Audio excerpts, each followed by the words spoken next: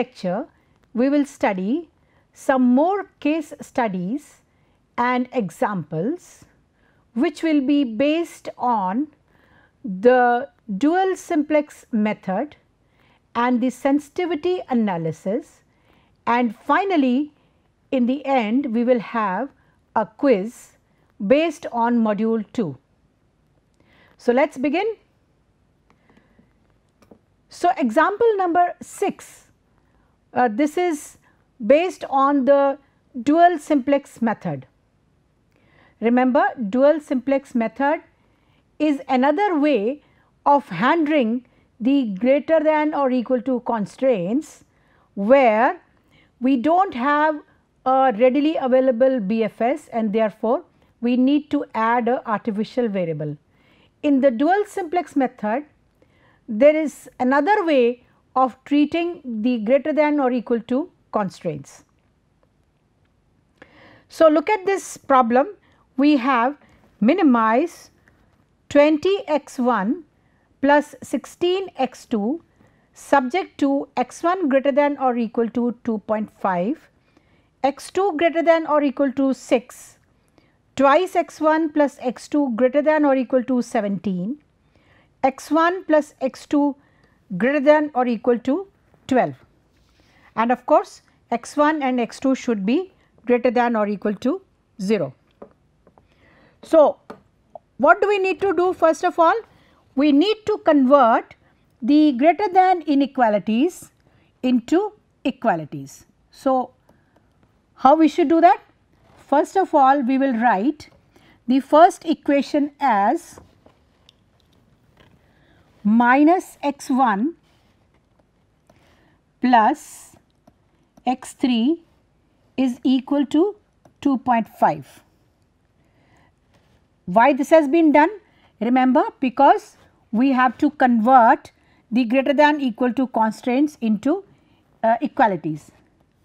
Second constraint will become minus x2 plus x4 is equal to minus 6. Sorry, this should be minus 2.5. The third constraint will become minus 2x1 minus x2 plus x5 is equal to minus 17, and the fourth constraint will become minus x1 minus x2 and plus x6 is equal to minus 12. I hope you understand why I have done this, because for example, this x1 greater than or equal to 2.5, first I will need to subtract some variable, let us say x3, and this will become 2.5, but since this is a coefficient, this is a pairing with a coefficient minus 1. So, in order to make it plus 1 as a basic variable, I will multiply it with the negative sign, and that is the reason why this first constraint looks like this. Of course, all the variables should be greater than or equal to 0, where I goes from 1 to up to 6. Now, let us write down the solution using the dual simplex approach. So, here we go. First of all, we will write x1, x2, x3, x4, x5, x6 and the right hand side. The coefficients of the objective function will be 20 and 10 as before, and the basis is x3, x4, x5, x6, and their coefficients in the objective function also has to be rewritten. So, the entries are as follows: minus 1, 0, minus 2, minus 1, 0, minus 1, minus 1, minus 1, 1, 0, 0, 0, 0 1 0 0, 0 0 1 0, and the right hand side is minus 2.5, minus 6, minus 17, minus 12. Now remember, in the dual simplex method, the criteria for incoming variable is choose the one which is most negative right hand side, and what do you find? Minus 17 is the most negative right hand side. Then comes the criteria for the entering variable. So, the deviation entries are 20, 16 and remaining 0, and you find that you have to find out the ratio which is called the maximum ratio test, the maximum ratio between deviation entry and negative entries of the pivot row. So, therefore, what are we left with?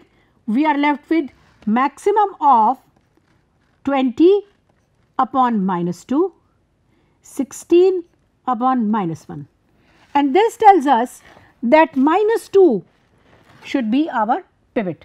Remember, in the dual simplex procedure, first we decide the incoming variable and then we decide the outgoing variable, which is reverse as far as the simplex procedure is concerned, and therefore, accordingly we have 2 as our pivot.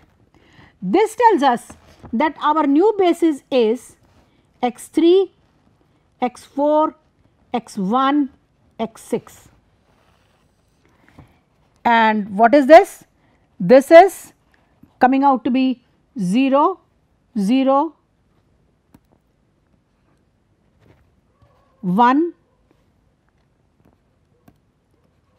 0, 1 by 2, minus 1, 1 by 2, minus 1 by 2, then we have 1, 0, 0, 0, 0, 1, 0, 0, minus 1 by 2, 0, minus 1 by 2, minus 1 by 2, 0, 0, 0, 1, and the right hand side is 6, minus 6, 17 by 2 and minus 7 by 2. Then as before, the deviation entries have to be calculated. For this we will need 0, 0 and the coefficient of x1 is 20 and x6 is 0. So, the deviation entries are 0, 6, 0, 0, 10 and 0. Now, again the criteria for the incoming ones gives us minus 6 should enter the basis, I mean that is the largest negative entry, and accordingly minus 1 is the pivot. Therefore, the next iteration becomes x3, x2, x1 and x6, and this gives us 0, 0,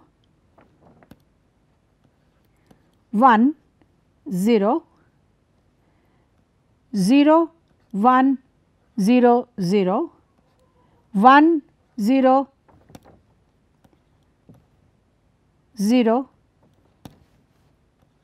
0, 1 by 2, minus 1, 1 by 2 and minus 1 by 2, and also we have minus 1 by 2, 0, minus 1 by 2, minus 1 by 2, and finally the right hand side is 3, 6, 11 by 2 and minus 1 by 2. Again we find that minus 1 by 2 is the only negative one that is remaining. Therefore, the new basis turns out to be x3, x2, x1 and x4. and accordingly you will find that the entries are as follows: 0, 1, 0, 0, 1, 0, 0, 0, 0, 0, 0, 1, minus 1, 1, minus 1, 1, and finally 1, minus 2, 1, minus 2, and the right hand side is 5 by 2, 7, 5 and 1. And I will leave it as an exercise. The deviation entries in the last table, this is the last table, are 0, 0, 0, 0, 4 and 12. Please verify it. And the objective function of this problem turns out to be minus 212, and the solution is x1 is equal to 5, x2 is equal to 7, x3 is equal to 5 by 2, x4 is equal to 1, all other 0. So, we have seen that this dual simplex procedure is another way of taking care of the greater than or equal to constraints. Okay, the next example is maximize twice x1 plus x2 subject to twice x1 minus x2 less than or equal to 8 and x1 plus twice x2 less than equal to 14 minus x1 plus x2 less than equal to 4. A part of the question says, using the sensitivity analysis that we have learned, find out what happens if the right hand side is changed to the following vector 10, 12 and 14, and also the the B part says what happens if the cost coefficient x1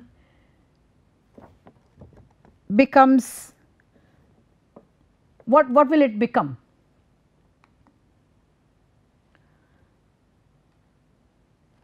So, let us see the solution.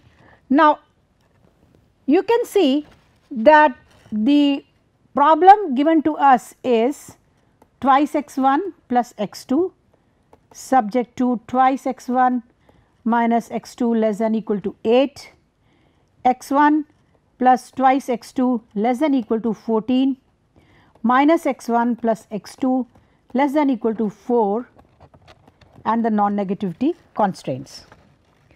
So, the tableau goes as follows. We will need 5 variables. I can just skip the way in which the inequalities have to be converted. So, with the bases will be x3, x4 and x5.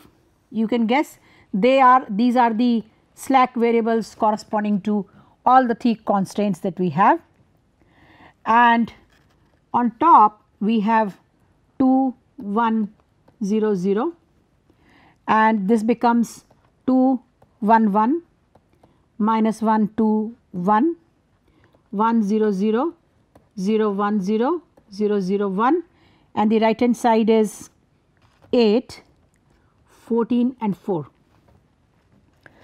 Now, I will write down this is the initial table, and I will not solve it entirely, and I will just write the optimum table. The optimum table is x1, x2 and x5, and here the entries are as follows: 2 by 5, minus 1 by 5, 3 by 4, 1 by 5, 2 by 5, minus 1 by 5 and 0, 0, 1. Right hand side is 6, 4 and 6. Now, as you know that there is a relationship between the initial table and the final table. If we call this matrix as capital B, then this matrix is nothing but B inverse, and using this we can calculate what happens to our objective function. So, if our right hand side has been changed, so therefore, the right hand side, the new right hand side is 10, 12 and 14. So, therefore, this 8, 14 and 4 has been changed to 10, 12 and 14.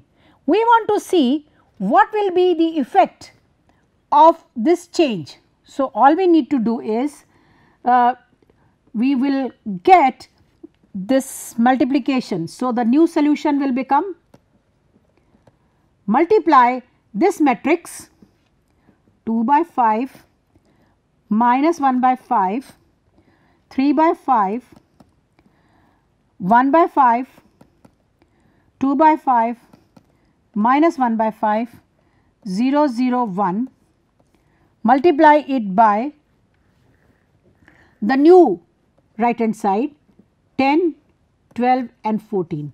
And when you do this, what you get is 6.4, 2.8 and 7.6. So, this is the first part of the question. The second part of the question says, what happens if our cost coefficient, earlier it was 210. So, what will be the new cost? I mean, what will be 2 plus delta 1 comma 0, that is, what are the lower and the upper bounds for this delta. So, again what we are going to do, we are going to operate this as follows. So, this will become 0.6 plus 4 delta, 0.8 plus 0.2 delta and 0. And this tells us that for optimality they should be greater than or equal to 0. So, therefore, this implies that the value of delta should be greater than or equal to minus 1.5 and delta should be greater than or equal to minus 4. So, from these two conditions we can derive that delta is greater than or equal to minus 5, and the optimum value of the objective function is given by 2 plus delta x1 plus x2. So, therefore, we find that we can easily use the sensitivity analysis to make some changes in the given data. Similarly, if there is a problem where we need to add a constraint or delete a constraint, or if there is a situation where a new variable is to be added or a variable is to be deleted, then also the rules of the sensitivity analysis can be used to get the optimum results. So, finally, we come to another quiz which is based on the module 2. So, I will be giving you some time to write your answers in your booklets. So, please write the answers in your booklets. Question number 1, the dual of the dual is the dash. The dual of the dual is dash. Question number 2, if the primal problem is feasible and its objective function is unbounded, then the dual has dash. Question number 2, if the primal problem is feasible and its objective function is unbounded, then the dual has a dash.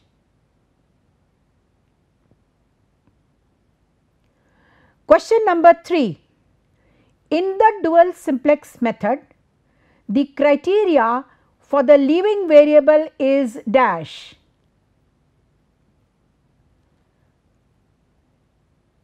In the dual simplex method, the criteria for the leaving variable is dash. Question number 4. If dual is feasible and unbounded, then the primal problem is dash. If dual is feasible and unbounded, then the primal problem is dash.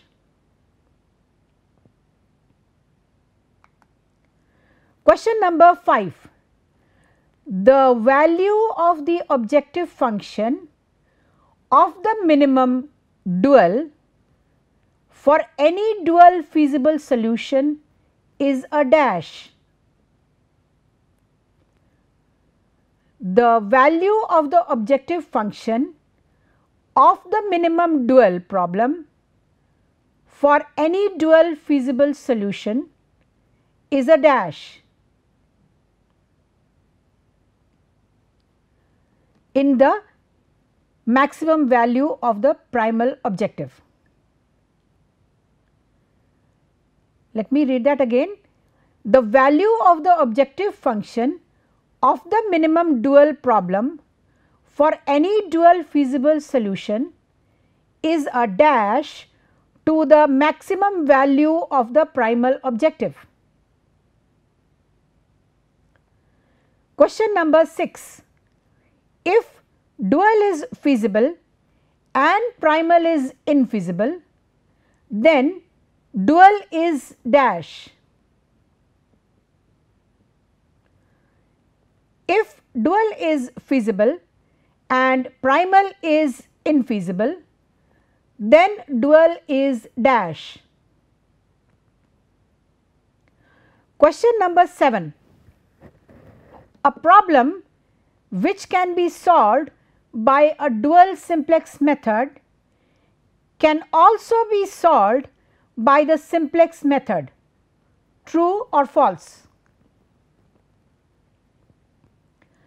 A problem which can be solved by a dual simplex method can also be solved by the simplex method. True or false? Question number 8. If a primal constraint is a strict inequality at the optimum, then the corresponding dual variable must be dash at the optimum. If a primal constraint is a strict inequality at the optimum, then the corresponding dual variable must be dash at the optimum. Question number 9. Every linear programming problem has its dual, which is also a linear programming problem. True or false? Every linear programming problem has its dual, which is also a linear programming problem. True or false? Question number 10. If a primal variable is positive, then the corresponding dual constraint will be satisfied as a dash at the optimum. If a primal variable is positive, then the corresponding dual constraint will be satisfied as a dash at the optimum.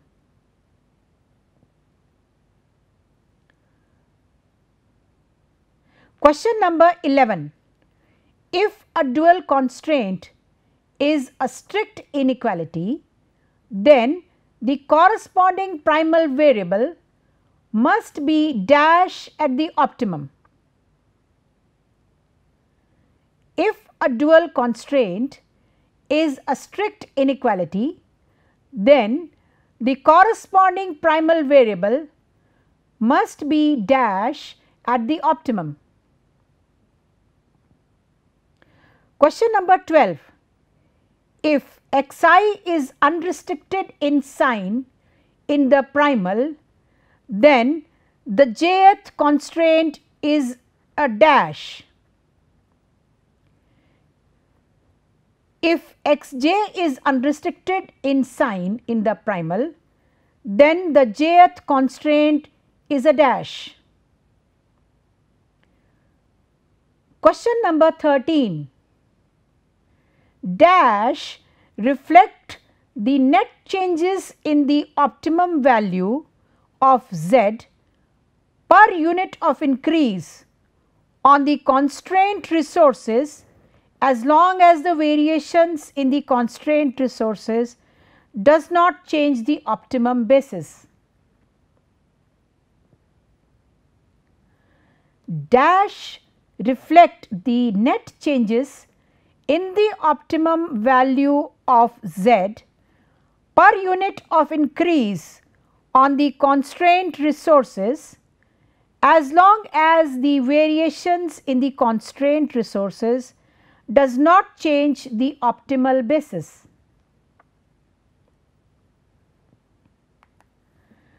Question number 14. The weak duality theorem states the following.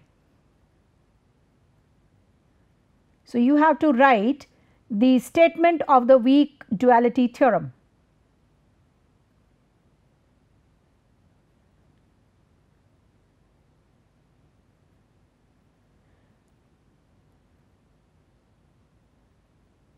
Question number 15.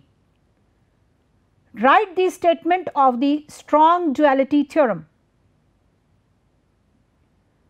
Write the statement of the strong duality theorem.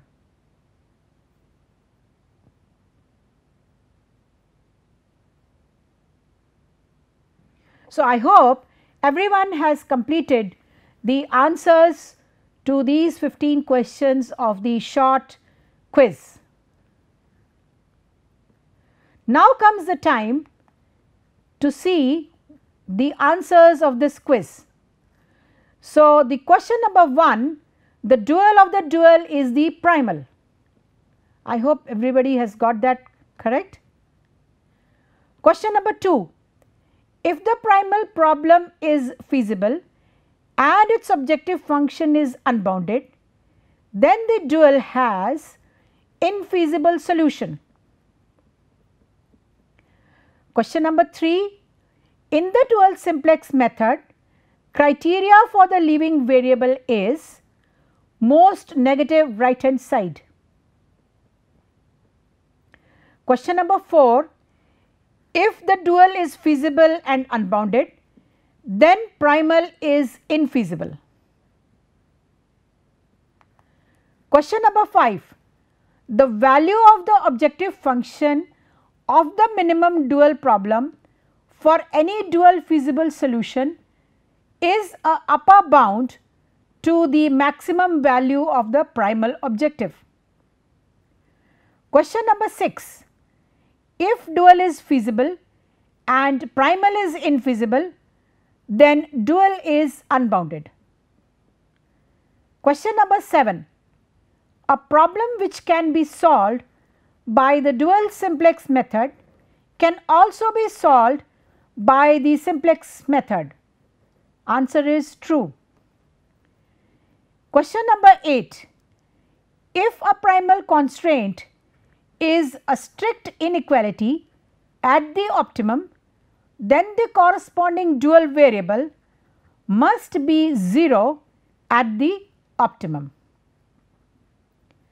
Question number 9, every linear programming problem has its dual which is also a linear programming problem. True. Question number 10.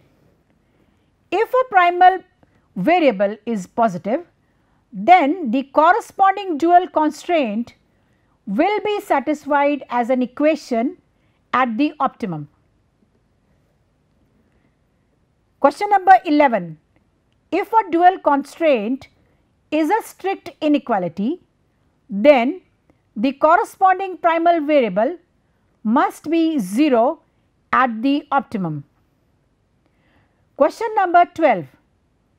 If xj is unrestricted in sign in the primal, then the jth dual constraint is an equality. Question number 13. This is the definition of the shadow prices.